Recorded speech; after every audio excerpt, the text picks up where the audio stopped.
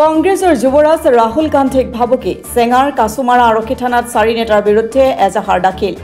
অসম প্ৰদেশ কংগ্ৰেছ কমিটিৰ নিৰ্দেশ মৰ্মে ৰাজ্যৰ বিভিন্ন প্ৰান্তৰ থানাৰ লগতে বৰপেটা জিলাৰ চেঙা সমষ্টিৰ কাছুমাৰা আৰক্ষী থানাতো দলটোৰ নেতা ৰাহুল গান্ধীক হত্যাৰ ভাবুকি দিয়া হয়।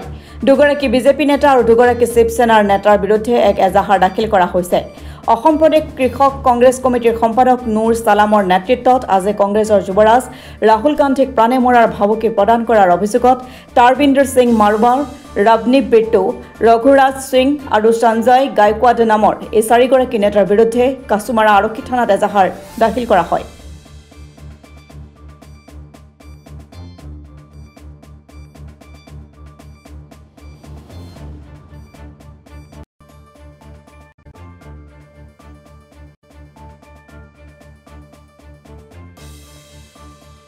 ভাৰতবাসীৰ লগতে বিশ্ববাসীয়ে জানো যে 1984 চনত আমাৰ প্ৰধানমন্ত্ৰী ইন্দিৰা গান্ধীক গুলীয়াই হত্যা কৰা হৈছিল। আততায়ীয়ে গুলীয়াই হত্যা কৰিছিল।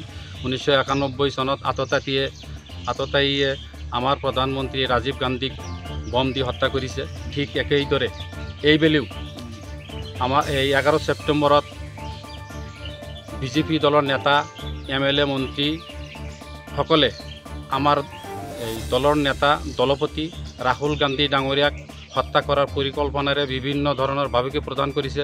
15 ছেপ্টেম্বৰতো কৰিছে, 16 ছেপ্টেম্বৰতো ভাবুকি প্ৰদান কৰিছে।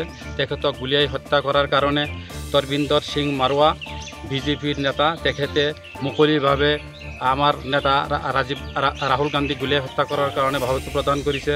15 ছেপ্টেম্বৰ তাৰিখে ৰণবীৰ বিট্টু মিনিষ্টাৰ ৰেলৱে মন্ত্ৰী তেখেতে ভাবুকি প্ৰদান কৰিছে যে ৰাহুল গান্ধী এজন ভাৰতবৰ্ষৰ ভিতৰত শ্ৰেষ্ঠ সন্ত্ৰাসবাদী হয়। আৰু ৰঘুৰাজ সিং উত্তৰ প্ৰদেশৰ মন্ত্ৰী তেখেতে আমাৰ নেতা ৰাহুল গান্ধীক ভাৰতবৰ্ষৰ ভিতৰত এজন শ্ৰেষ্ঠ সন্ত্ৰাসবাদী হিচাপে ৰাজহুৱাভাৱে ঘোষণা কৰিছে। 16 ছেপ্টেম্বৰ তাৰিখে শিৱসেনা সিন্ধেৰ MLA সঞ্জয় গায়কৱাডে পাব্লিক প্লেছত মুকলিভাৱে আমাৰ নেতা ৰাহুল গান্ধীৰ জিভা কাটি আনি যিয়ে দিব পাৰিব তেখেতক 11 লাখ টকাৰে পুৰস্কৃত কৰিব বুলি সন্ত্ৰাসী মনোভাৱেৰে বাক্য প্ৰদান কৰিছে ৰাজহুৱাভাৱে। সেয়েহে আমি আজি এই সন্ত্ৰাসী মনোভাৱৰ বাক্য প্ৰদান কৰা বিজেপি নেতা MLA মন্ত্ৰীসকলৰ বিৰুদ্ধে আমাৰ APCCৰ সভাপতি ভূপেন বৰাৰ নিৰ্দেশ মৰ্মে আমি আজি অসম প্ৰদেশ কৃষক কংগ্ৰেছৰ নেতৃত্বত কাছুমাৰা থানাত এখন গোচৰ ৰুজু কৰিম। আপোনালোকে ইয়াৰ ন্যায় বিচাৰে?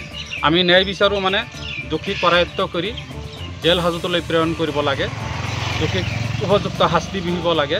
অন্যায়ভাৱে আমাৰ নেতাক তেওঁলোকে সন্ত্ৰাসী মনোভাৱেৰে হত্যা কৰিবলৈ ভাবুকি প্ৰদান কৰি আছে, সেইবাবেহে আমি গোচৰ ৰুজু কৰিম।